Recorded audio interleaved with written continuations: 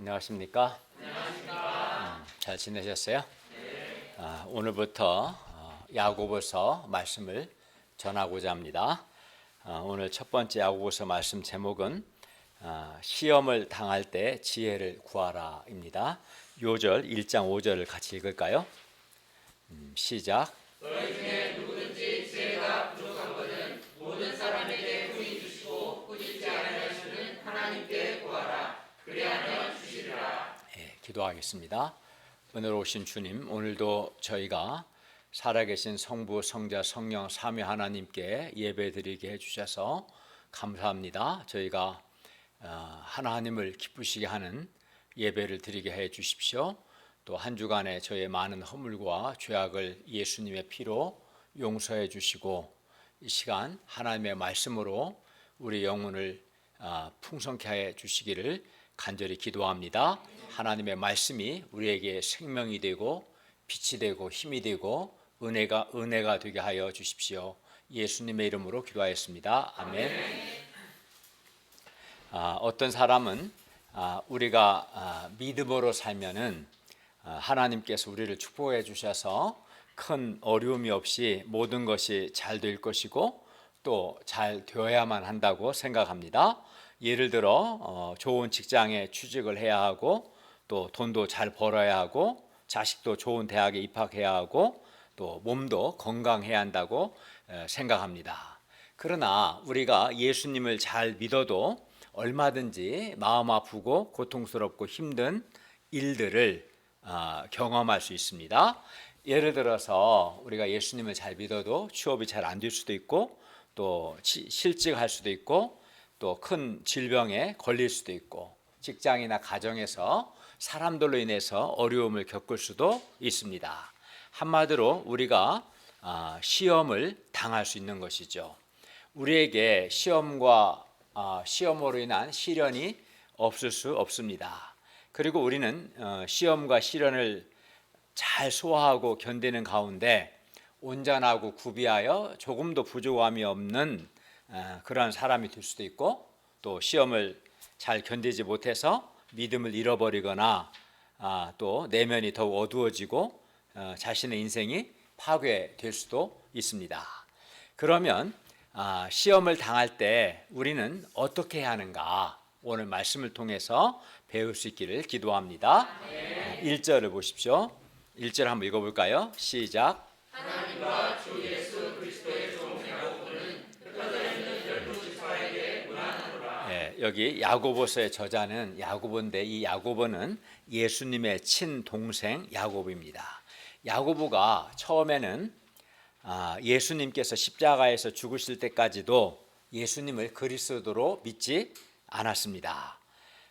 그러나 예수님께서 우리 죄를 위해 십자가에서 죽으시고 사흘 만에 다시 살아나시고 이 부활하신 예수님께서 야고보에게 나타나셨어요. 그리고 그러자 야고보는 부활하신 예수님을 만났고 예수님을 비로소 주요 그리스도로 믿게 됩니다. 그리고 야고보는 이 부활하신 예수님을 만난 계기를 통해서 변화되어서 예루살렘 교회의 지도자가 되었습니다.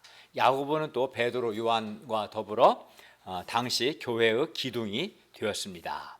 사도 바울처럼 야고보도 부활하신 예수님을 만난 후에 이제 완전히 변화된 것입니다.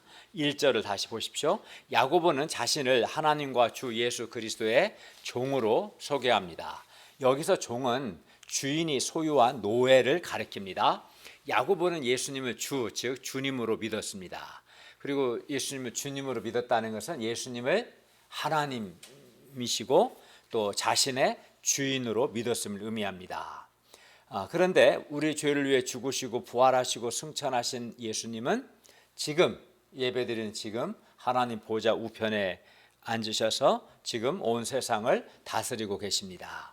그러므로 우리도 야고보처럼 이 예수님을 주님으로 즉 우리의 하나님이시며 우리의 주인으로 믿고 우리도 야고보처럼 예수 그리스도께 순종하고 충성하고 헌신할 수 있기를 기도합니다. 아멘. 1절 하반절을 보십시오. 야고보서는 야고보가 흩어져 있는 12지파에게 보낸 편지입니다.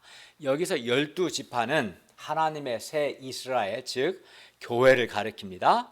따라서 흩어져 있는 12지파는 예수님을 주님으로 또 그리스도로 믿는 유대인들과 이방인들로 구성된 신자들을 가리킵니다.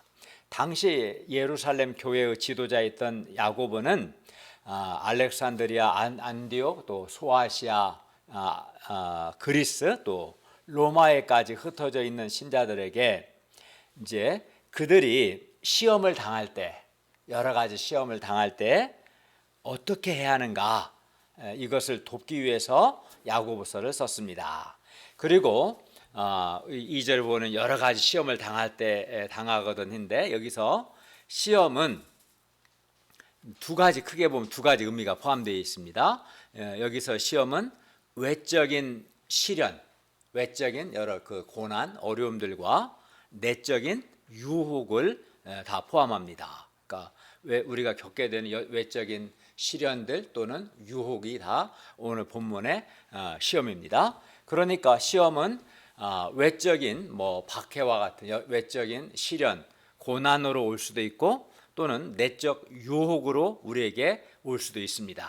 그리고 여기서 그리하여 여러 가지 시험이 예를 들어 이제 여기서 여러 가지 시험이라고 한 것을 보면은 온갖 여러 가지니까 온갖 종류의 시험이라고 할 수 있는데, 그리하여 여러 가지 시험이 예를 들어서 이제 외적인 어떤 핍박이나 환난일 수도 있고 또 실직과 같은 경제적인 어려움일 수도 있고, 시험이 또 직장에서 일과 사람들로 인해 겪는 어려움, 이것도 이제 시험일 수 있겠죠. 또는 자녀 양육의 어려움도 또 시험일 수도 있고, 또는 요즘과 같이 코로나19와 같은 이런 전염병도 우리의 어떤 시험이 될 수 있고, 또 암과 같은 큰 질병이 여기 본문이 말하는 시험일 수도 있습니다.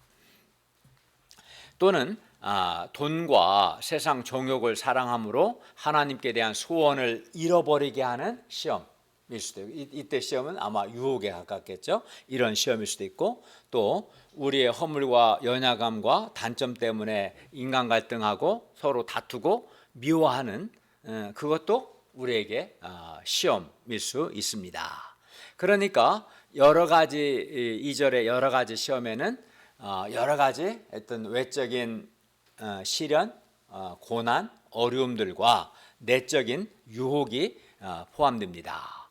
그리고 여기서 여러 가지 시험이라고 했는데, 이 시험은 한 번만 오지 않고 여러 번 올 수도 있고, 아니면 여러 가지 시험이 동시에 한꺼번에 우리에게 올 수도 있습니다. 어쨌든 분명한 것은 너희가 여러 가지 시험을 당하거든 이라고 한 것 보면 예수 믿는 신자들에게 여러 가지 온갖 종류의 시험이 있다는 거예요, 없다는 거예요? 있다는 겁니다. 그리고 이 여러 가지 시험은 한마디로 우리 삶의 현장에서 우리가 직면하는, 우리가 겪는 여러 가지 형태의 고난들, 역경들, 시련들과 유혹을 의미합니다. 그런데 당시 흩어진 신자들이 당하는 시험 중에는 예수님을 믿는 것 때문에 박해를 받는 것과 또 가난으로 인한 경제적인 어려움을 겪는 것이 있었습니다. 당시 신자들은 이러한 시험이 있었습니다. 그러면 야고보는 신자들이 여러 가지 시험을 당할 때 어떻게 해야 하는가 우리가 배울 수 있기를 바랍니다. 야고보는 우리가 신자들이 여러 가지 시험을 당할 때 세 가지를 말씀해요. 첫째는 시험을 당할 때 온전히 기쁘게 여기라는 거예요. 온전히 기쁘게 여기라. 둘째는 지혜를 구하라 하는 거고, 셋째는 하나님은 온갖 좋은 은사와 온전한 선물을 우리에게 주신다는 것과 하나님은 변함이 없으시다는 것을 믿고 시험을 인내해야 한다. 이 세 가지를 크게 보면 말씀합니다. 먼저 첫째, 시험을 당할 때 온전히 기쁘게 여겨야 합니다. 2절에서 4절 말씀입니다. 2절을 다 함께 읽겠습니다. 시작. 내 형제들아, 너희가 여러 가지 시험을 당하거든 온전히 기쁘게 여기라. 야고보의 첫 마디는 여러 가지 시험을 당하거든 온전히 기쁘게 여기라는 겁니다. 이게 헬라어 본문을 보면 온전히 기쁘게 여겨라 그게 맨 먼저 나와. 그다음에 나의 형제들아. 그다음에 너희가 여러 가지 시험을 당하거든. 이렇게 어순이 되어 있어요. 맨 먼저 나오는 게 온전히 기쁘게 여기라. 이게 가장 먼저 나와요. 이 말씀은 그런데 너희가 시험을 당하거든 온전히 기쁘게 여기라. 온전히 기쁘게 여기라. 여러분 중에 혹시 요즘 시험 중에 있는 분이 있습니까? 뭐 질병으로 인한 어려움이나 또는 뭐 직장으로 인한 어려움이나 자녀 양육으로 인한 어려움이나 또는 박해나 여러 가지 시험이 있을까요? 그런데 야고보는 여러 가지 시험을 당하거든 온전히 기쁘게 여기라 이렇게 말합니다. 그리고 이 말씀은 당시 신자들이 갖고 있던 생각들을 완전히 뒤바꾸어 놓는 말씀이었습니다. 그들은 여러 가지 시험을 당했고 도저히 기뻐할 수 없었습니다. 아니 그 예수 믿는 것 때문에 박해받는데 기뻐하기 쉽지 않잖아요. 또 극심한 가난 때문에 많은 어려움을 겪고 있는데 참 기뻐하기 쉽진 않잖아요. 근데 야고보는 온전히 기뻐하라 했어요. 한 가지 시험도 힘든데 동시에 여러 가지 시험을 당하면 어떨까요? 힘든 생각, 피곤한 생각, 슬픈 생각, 부정적인 생각, 어두운 생각이 듭니다. 여러 가지 시험, 시련을 당하게 되면 그렇죠? 그래서 시험을 당하면 막 기쁘기보다도 온전히 스트레스를 받게 돼요. 스트레스 받고 마음이 우울해지고 어두워집니다. 막 시험을 당하다 보면 많은 외적 어려움들을 겪다 보면 억울하기도 하고 때로는 누구 때문에 이렇게 됐는가 뭐 생각하면 억울하기도 하고 때로는 화도 납니다. 피곤한 생각, 힘든 생각이 듭니다. 그리고 신자들의 경우에 여러 가지 시험을 당하면 하나님이 과연 살아계시는가, 하나님이 나를 사랑하시는가, 하나님의 어떤 살아계심이나 사랑이나 선하심에 대해서 의심이 생깁니다. 의심이. 그러면 여러 가지 시험을 당할 때 우리가 이렇게 사실 시험을 당하면 힘든 생각, 슬픈 생각, 부정적인 생각이 들고 때로는 화도 나고 스트레스를 받고 이렇게 하기 쉽지 않습니까? 근데 왜 여러 가지 시험을 당하면 우리가 왜 기쁘게 여기야 합니까? 야고보는 그것도 온전히 기쁘게 여기라 명령했어요. 근데 우리가 왜 온전히 기쁘게 여기야 합니까? 왜냐하면 여러 가지 시험이 우리의 믿음을 연단하고 믿음의 시련, 즉 여기서 시련은 연단인데 믿음을 연단하는 것이죠. 이 믿음의 연단은 우리에게 인내를 만들어내는 것을 우리가 알기 때문입니다. 그러니까 여러 가지 시험 자체로 끝나는 게 아니라 여러 가지 시험이 우리의 믿음을 연단하고 믿음의 연단은 우리 안에 인내를 만들어주고 또 4절에 보면 그 인내를 통해서 우리가 온전하고 구비하여 조금 더 부족함이 없는 사람으로 변화되고 성장할 수 있다는 거예요. 여러 가지 시험이 갖게 되는 여러 가지 긍정적인 결과들. 여러 가지 시험은 우리의 믿음을 연단해주고 믿음 연단은 우리 안에 인내를 만들어주고 인내는 우리로 하여금 온전하고 구비하여 조금 더 부족함이 없는 사람이 되게 하기 때문에 이제 온전히 기뻐하라 이렇게 말한 겁니다. 그냥 기뻐하라는 게 아니라. 그러면 우리 3절 다 같이 읽겠습니다. 시작. 이는 너희 믿음의 시련이 인내를 만들어내는 줄 너희가 알리라. 예, 여기서 시련은 연단, 단련하는 거죠. 연단 의미합니다. 믿음의 시련은 믿음을 연단하는, 정금을 연단하듯이 연단하는 것을 의미합니다. 그리고 여러 가지 시험이 예를 들어 외적인 핍박이나 또는 박해 또는 취업의 어려움 또는 직장에서의 어려움 또는 질병, 자녀 양육의 어려움 등이 이러한 이게 다 우리가 겪는 여러 가지 시험이고 시련이죠. 그리고 이러한 것들이 이런 여러 가지 시험과 시련이 우리의 믿음을 단련합니다. 그리고 이러한 연단을 통해서 우리는 이 연단을 통해서 인내를 배우게 되고 인내의 열매를 맺게 됩니다. 그러니까 여러 가지 시험과 시련을 통해서 시련을 겪다 보면은 이제 인내를 배우지 않을 수 없게 되죠. 그걸 견뎌내야 하니까 그 과정을 통해서 인내 열매를 맺게 되는 거죠. 그리고 하나님은 이렇게 여러 가지 시험을 통해서 우리의 믿음을 연단하십니다. 그렇기 때문에 우리는 어떻게 합니까? 여러 가지 시험을 당하면 하나님께서 여러 가지 시험을 통해서 우리의 믿음을 인내하고자 믿음을 연단하시기 때문에, 그리고 믿음의 연단을 통해서 우리 안에 인내를 만들어내고자 하시기 때문에 우리는 여러 가지 시험을 당하면 온전히 기쁘게 여기고 뭐 해야 돼요? 인내해야 하는 거죠.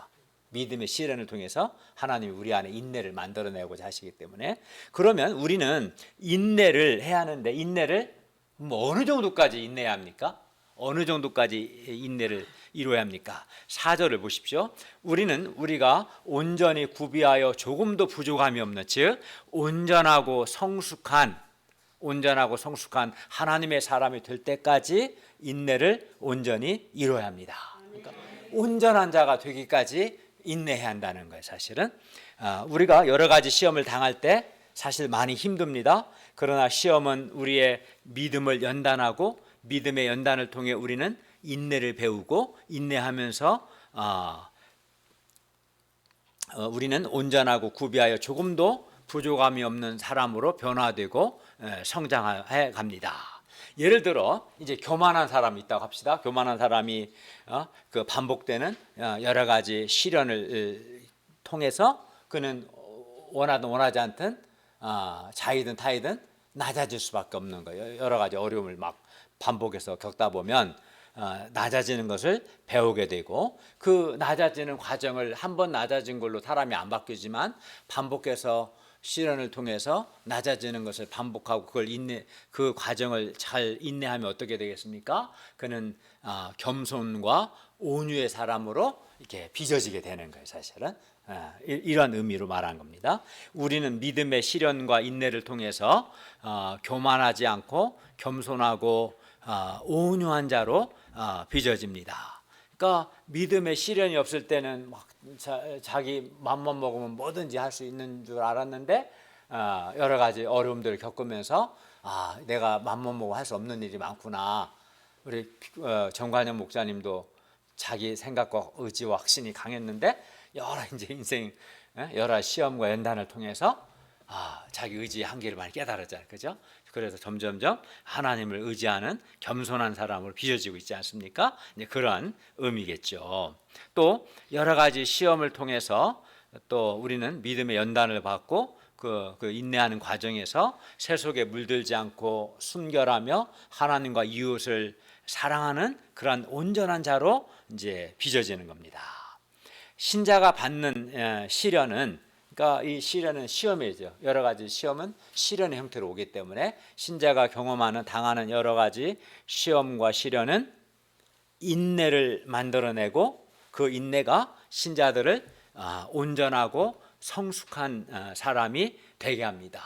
그러니까 한 번에 온유한 사람이 뭐 맘먹으면 그냥 온유한 사람이 될까요? 최현 목사? 한 번은 안 돼요. 그러나 많은 여러 가지 시험을 통해서 그 믿음이 반복해서 연단을 받다 보면, 그리고 그걸 인내하다 보면 그 반복해서 그런 그 훈련과 인내를 통해서 온유한 사람으로 빚어지게 되는 거예요, 사람이. 그게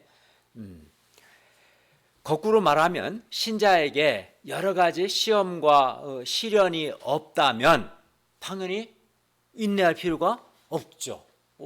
시험이 없고 시련이 없는데 뭐 인내할 게 뭐가 있겠어요. 당연히 인내할 것이 없고, 그래서 인내도 만들어지지 않을 것이고, 그런데 이제 문제는 인내가 없다면 온전함과 성숙을 기대할 수 없는 거예요. 아니 금을 불 속에 넣고 단련을 해야 불순물이 빠지고 정금이 되는데, 불 속에 집어 넣지 않고 그냥 냅두는데 어떻게 그 불순물이 빠지겠어요? 그렇죠? 마찬가지예요. 사람도. 하나님의 자녀된 우리 신자들은 성숙으로, 온전함과 성숙을 향해 나아가야 하는데, 그 온전함과 성숙을 위한 필수 조건이 바로 인내입니다. 인내입니다. 근데 그 인내는 믿음의 시련, 믿음의 연단으로부터 만들어지는 거죠. 그리고 믿음의 연단은 여러 가지 시험을 통해서 믿음의 연단을 받는 것이고, 믿음의 연단을 통해서 인내를 배우게 되고, 인내의 과정을 통해서 우리가 온전함과 성숙으로 나아가는다 말씀합니다. 그러므로 우리가 여러 가지 시험이 우리의 믿음을 연단하고, 믿음의 연단, 시련은 인내를 만들어내고, 인내는 우리로 하여금 온전하고 성숙한 사람이 되게 한다는 것을 알고 여러 가지 시험을 당할 때 온전히 기뻐할 수 있기를 기도합니다. 둘째, 여러 가지 시험을 당할 때 우리는 지혜를 구해야 합니다. 5절에서 11절 말씀입니다. 5절을 다 함께 읽겠습니다. 5절 시작. 너희 중에 누구든지 지혜가 부족하거든 모든 사람에게 후히 주시고 꾸짖지 아니하시는 하나님께 구하라. 그리하면 주시리라. 야고보는 5절에서 지혜를 구하라고 했어요. 근데 야고보는 갑자기 왜 하나님께 지혜를 구하라고 말씀하는 걸까요? 앞에서는 여러 가지 시험을 만나면 온전히 기뻐해라. 왜냐하면은 여러 가지 그 시험이 믿음의 연단을 가져오고, 믿음의 연단은 인내는 우리를 온전하게 한다. 그 얘기까지는 이해가 가는데 갑자기 5절에서 왜 지혜를 구하라고 하는 걸까요? 왜냐하면 우리가 여러 가지 시험을 당할 때, 우리가 아까 뭐라 그랬어요? 여러 가지 시험을 당할 때 그 시험은 우리의 믿음을 연단하는데, 이때 이 믿음 연단은 인내를 만들어 가져온다. 그래서 우리가 여러 가지 시험을 당할 때 인내를 해야 돼, 인내를. 근데 우리가 인내를 하기 위해서는 우리에게 반드시 지혜가 있어야 하기 때문입니다. 여러 가지 시험을 당할 때 우리에게 지혜가 있어야만 우리가 인내를 할 수 있어요. 여러 가지 시험을 당할 때 지혜가 없거나 지혜가 부족하면 인내를 할 수가 없어요. 그런데 여기서 말하는 지혜란 여러 가지 시험에 두신 하나님의 선하신 뜻과 하나님의 섭리를 깨닫는 것을 의미합니다. 이것이 지혜입니다. 물론 뭐 공부를 잘하는 지혜도 있을 수 있고, 뭔가를 잘 만들어내는 그림을 잘 그리는 지혜도 있고, 지혜는 물론 여러 가지가 다 포함되어 있지만 오늘 야고보서에서 중심적으로 말하고자 하는 것은 우리가 여기서 말하는 지혜는 여러 가지 그 시험에 두신 하나님의 선하신 뜻과 섭리를 깨닫는 것을 의미합니다. 사람들이 시험을 당하면 대부분의 사람들이 자신에게 닥친 시험만 바라보고 그 힘든 일들만 생각하고, 힘든 생각, 피곤한 생각, 어두운 생각을 하기 쉽습니다. 그러나 지혜는 그 시험으로 인한 시련에 두신 하나님의 선하신 뜻과 하나님의 섭리를 깨닫게 합니다. 지혜가 그 시련에 두신 하나님의 뜻을 깨닫게 해줍니다.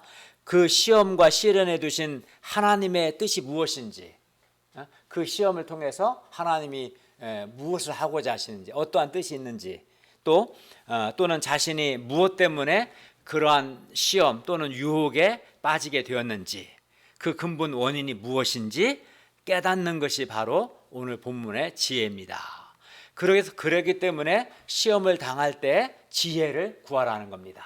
지혜를 구하라는 것은 그 시험과 시련에 두신 하나님의 뜻이 무엇인지, 또 그 시험과 시련을 통해서 하나님이 하고자 하시는 일이 무엇인지, 하나님의 섭리를 또 뜻을 깨달으라. 그걸 깨달아야 인내할 수 있지 않겠어요?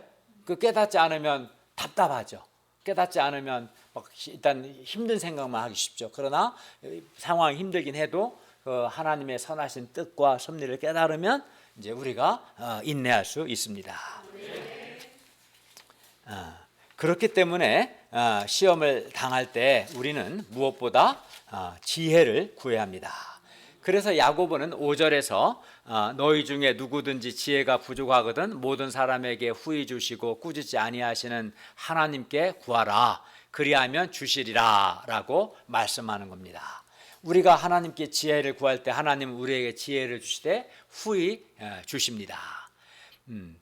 그리고 여기서 후히에 해당하는 하플로스라는 이 단어는 풍성하게, 아낌없이라는 뜻과 순수하게라는 두 가지 뜻이 있어요.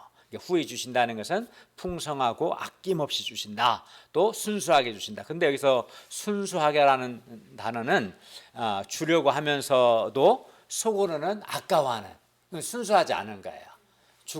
주고자 하면서도 한편으로 아까워해. 그러면은 주고 싶은 마음과 주는 것을 아까워하는 두 개의 마음이 섞여 있는 거잖아요. 이것은 이제 순수한 게 아니죠. 이게 아니라 주려고 하면서도 속으로 아까워하는 그런 마음이 전혀 없이 단마음으로, 이게 순수하게는 우리 말로 하면 아마 단마음이라고 할 수 있을 겁니다. 이런 의미가 있어요. 그래서 하나님은 이렇게 지혜를 구하는 자에 이렇게 풍성하게 아낌없이 순수하게 주십니다.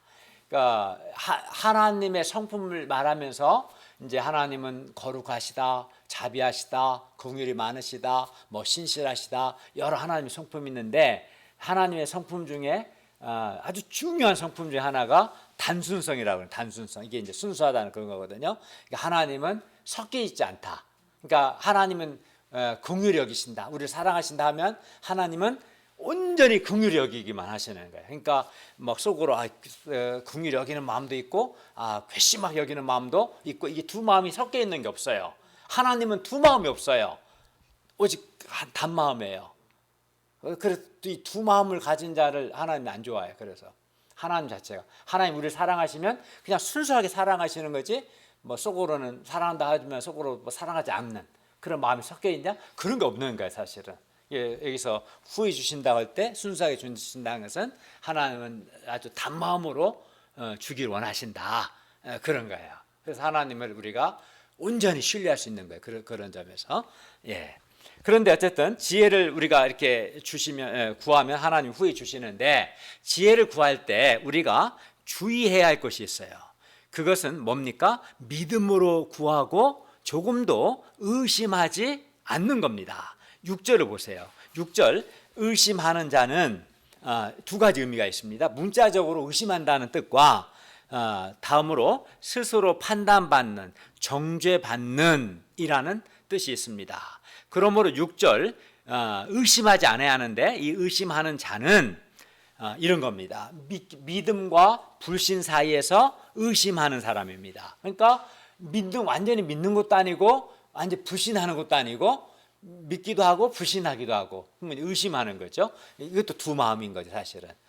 이러한 사람이고, 또 어떤 뜻이 있냐면은 마음에 정함이 없이 하나님도 구하고 하나님의 지혜도 구하고 또 세상 정욕도 구하는, 그래서 신앙 양심이 스스로 판단받고 정죄받는, 그러니까 두 마음인 거지, 한마디로. 그러니까 막 기도하면서 정말 하나님을 구하고 하나님의 지혜를 구하지만 또한 세상 것을 추구해, 세상 정욕을 구해요.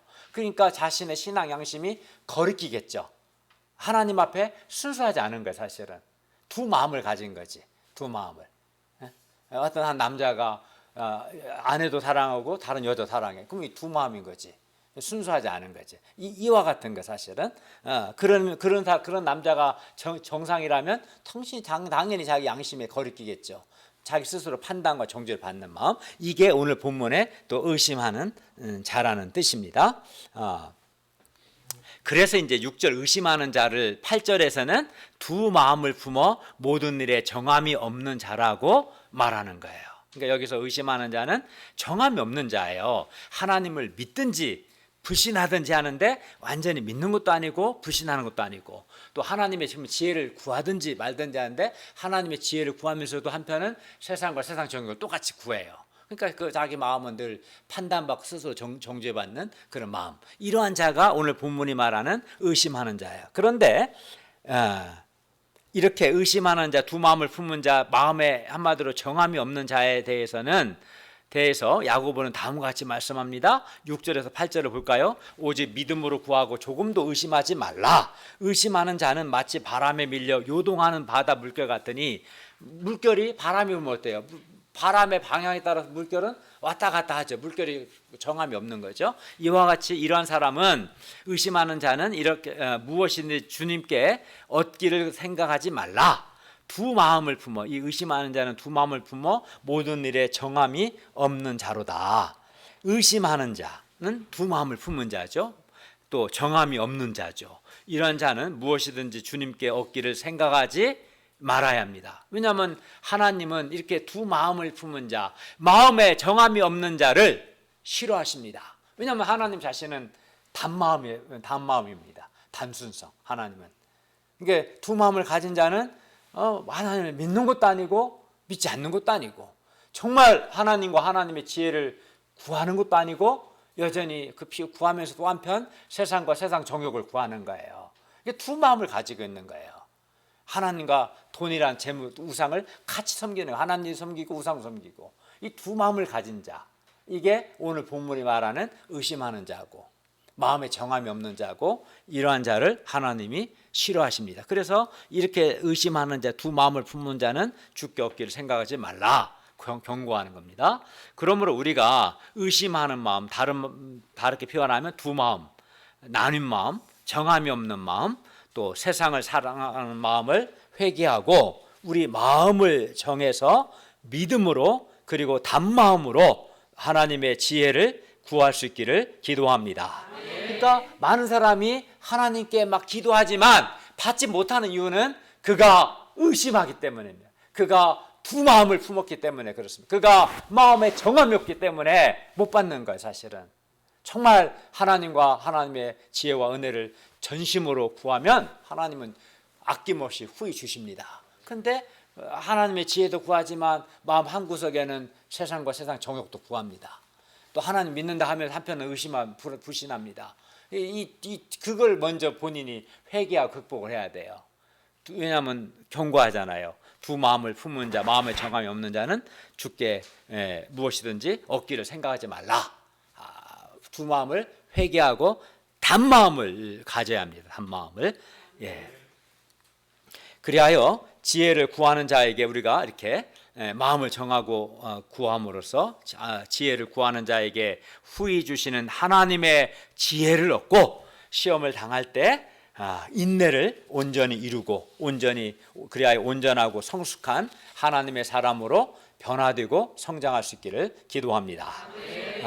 지금까지 우리는 이제 시험을 당하거든 온전히 기뻐하라고 하셨고 두 번째는 지혜를 구하라고 했는데 지혜가 뭔가를 배웠습니다. 이제 9절부터 11절은 우리가 가져야 할 하나님의 지혜의 한 예를, 하나님의 지혜가 어떤 것인지 한 예를 우리에게 가르쳐 줍니다. 9절을 보십시오. 낮은 형제는 자기의 높음을 자랑하고, 여기서 낮은 형제는 믿음으로 살지만 가난한 신자를 가리킵니다.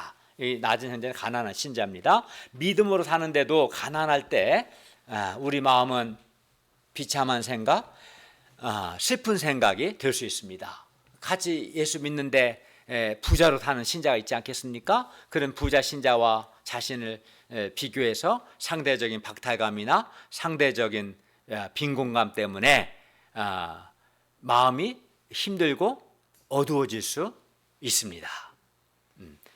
낮은 형제는 이것이 이제 그 낮은 형제란 말, 가난한 신자인데 가난이 하나의 시험이 될 수 있는 거죠. 그로 인해서 슬픈 생각, 힘든 생각, 상대적인 박탈감, 빈곤감으로 인해 마음이 어두워질 수 있죠. 그게 이제 하나의 시험이 되는 거죠. 그러나 이때 구절은 뭐라고 합니까?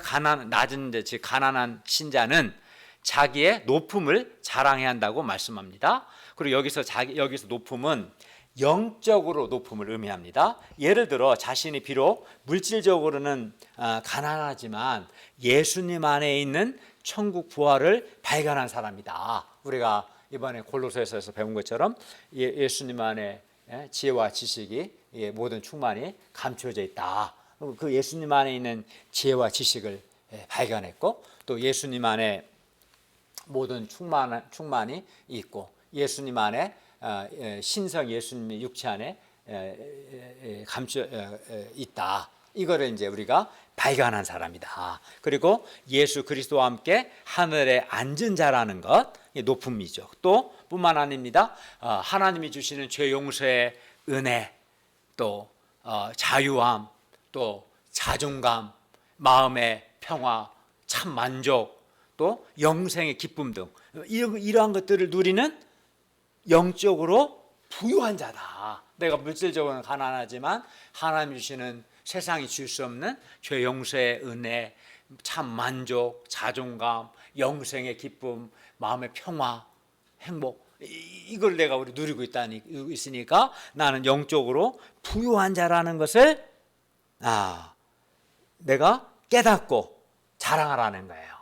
높음을 자랑하라는 말은 그죠?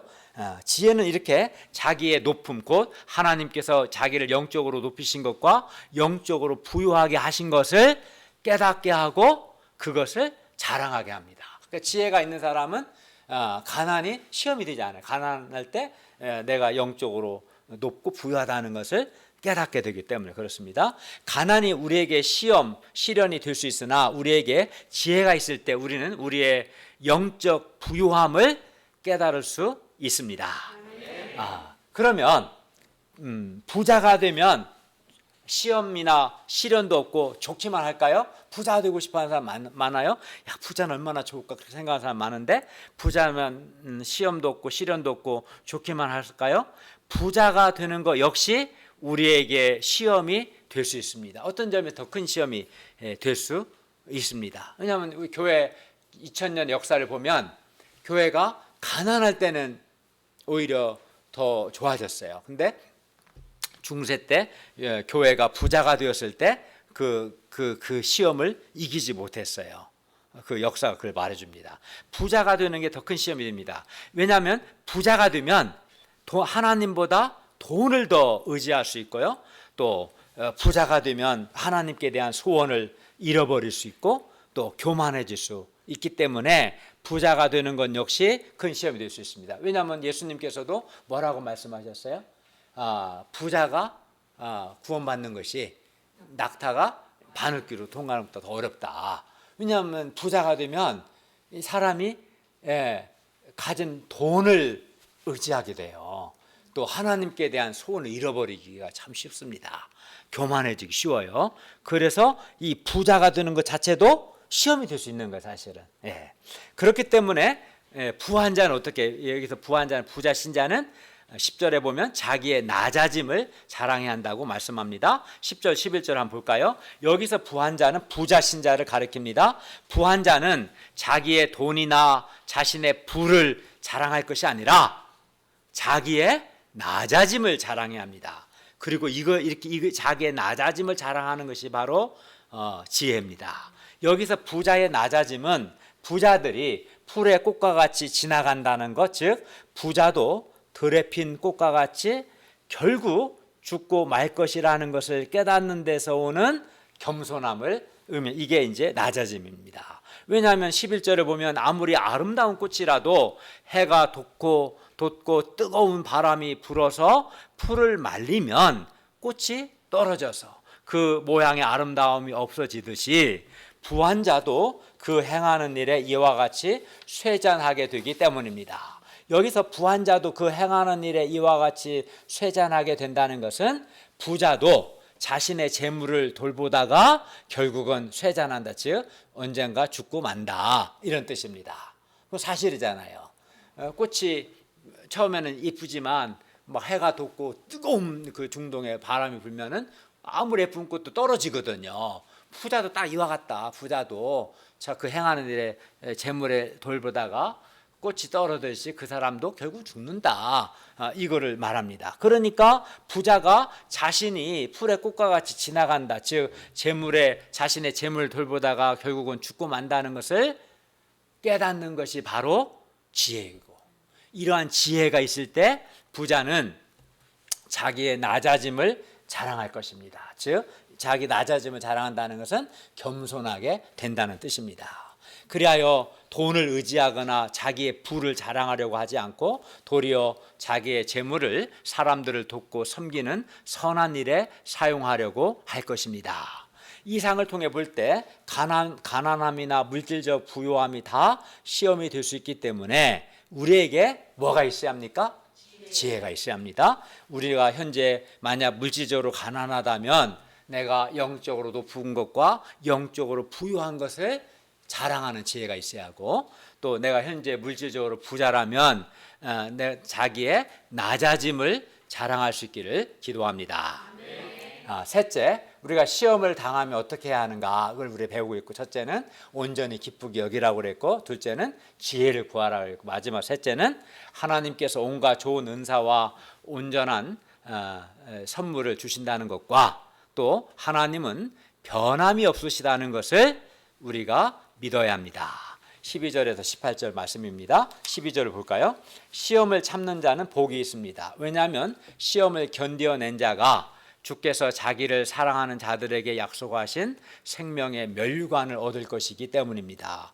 똑같이 예수님을 믿고 있고, 아니 어쩌면 다른 사람과 비교해서 예수님을 더 잘 믿었습니다. 주님께 헌신했습니다. 그런데도 이때 물질적으로 가난할 수 있고, 취업이 잘 안 될 수도 있고, 자녀가 좋은 대학에 들어가지 못할 수도 있고, 우리가 큰 질병에 걸릴 수도 있습니다. 그러면 이때 우리는 손해의식이 이제 막 생기고, 하나님께 헌신하는 것에 대해서 회의가 될 수도 있습니다.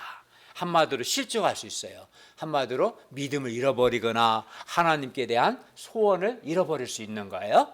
시험인 거죠. 이게 하나 시험이 되는 거죠.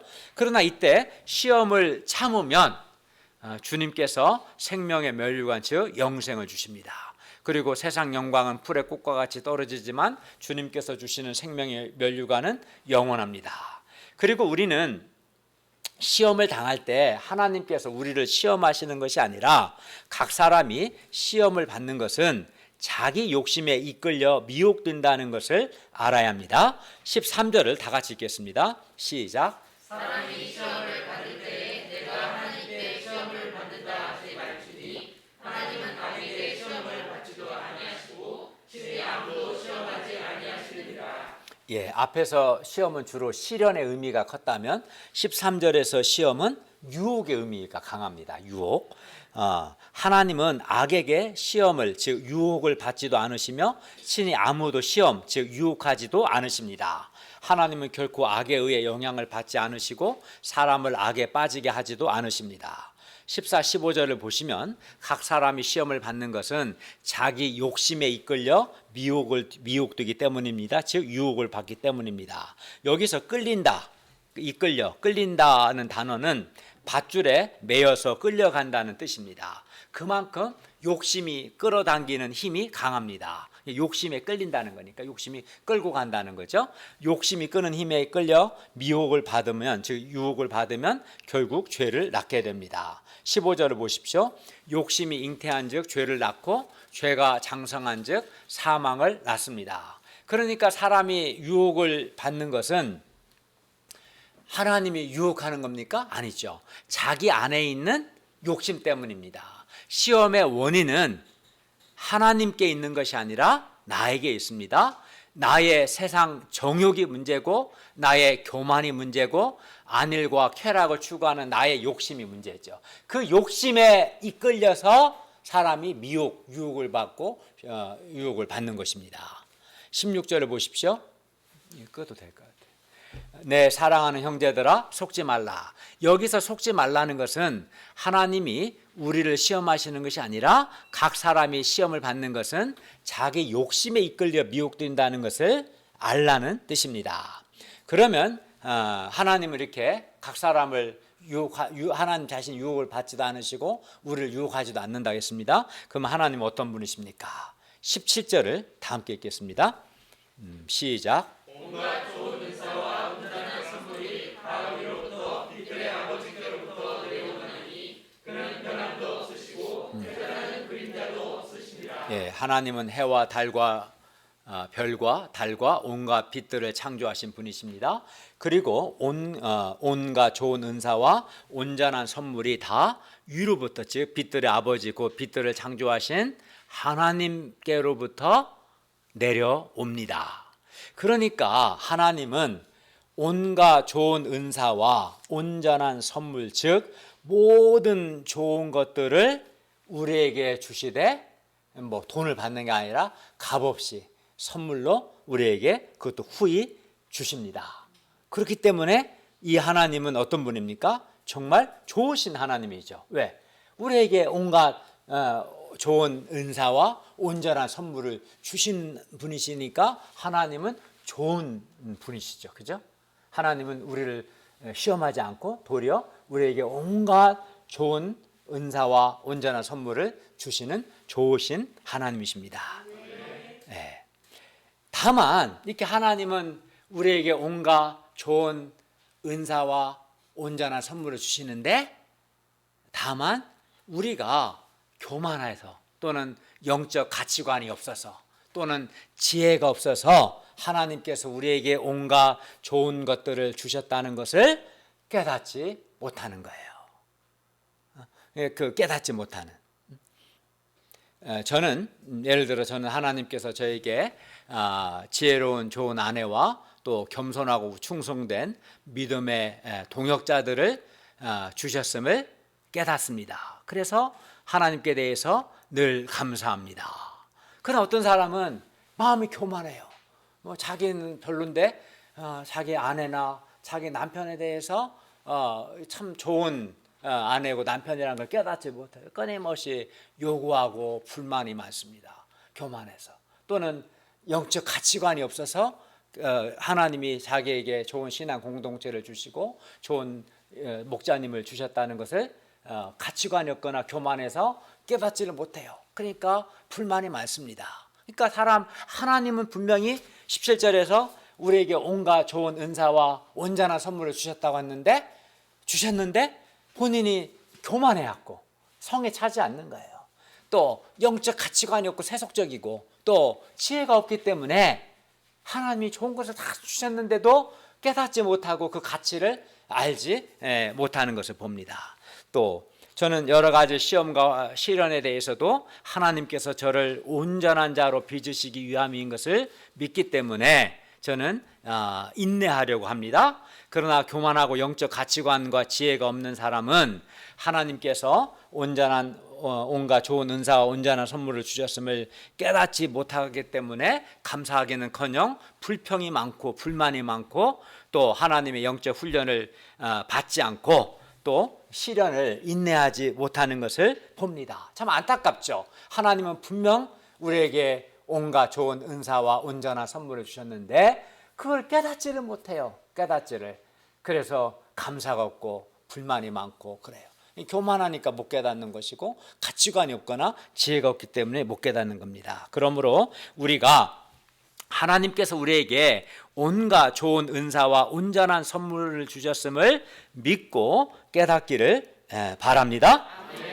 다음으로 하나님은 변함도 없으시고 회전하는 그림자, 즉 어떤 그늘이나 어둠도 없습니다. 그림자가 이렇게 회전하다 보면 그늘이 생길 수가 있죠. 그러나 하나님은 그늘이나 어둠이 없습니다. 그리고 여기서 중요한 건 하나님이 변함이 없으시다고 했는데 하나님이 변함이 없으시다는 것은 하나님의 사랑도 변하지 않고 하나님의 선하심도 신실하심도 변하지 않기 때문에 하나님은 우리가 신뢰할 수 있는 분이시다, 이러한 뜻입니다.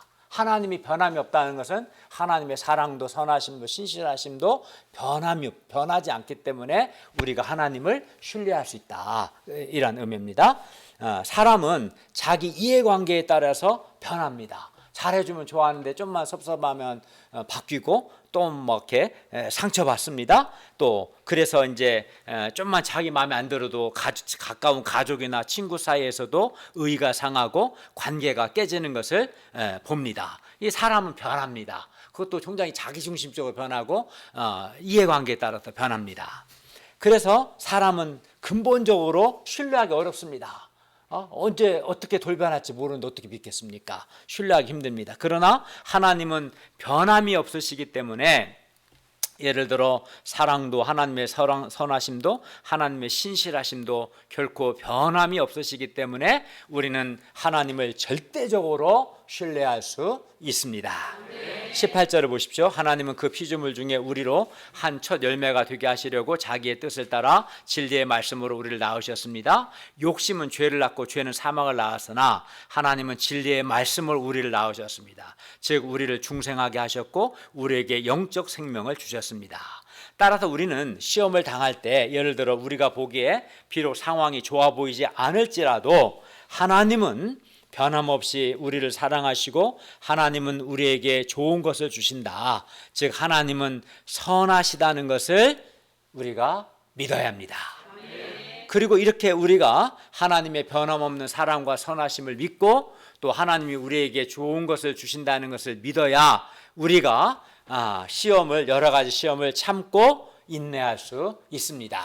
비록 상황이 나를 실망시키고 또 인간적으로 생각할 때 슬프고 고통스럽고 불행해 보인다 할지라도 그러나 여전히 하나님은 나를 사랑하시고 내게 선하시고 그 상황 자체도 오히려 합력해 선을 이루시고 하나님은 나에게 좋은 걸 주셨다. 이제 그걸 절대적으로 믿어야 그 속에서 우리가 그렇게 하신 하나님의 선하신 뜻을 깨달을 수 있고 우리가 시험을 참고 인내할 수 있습니다.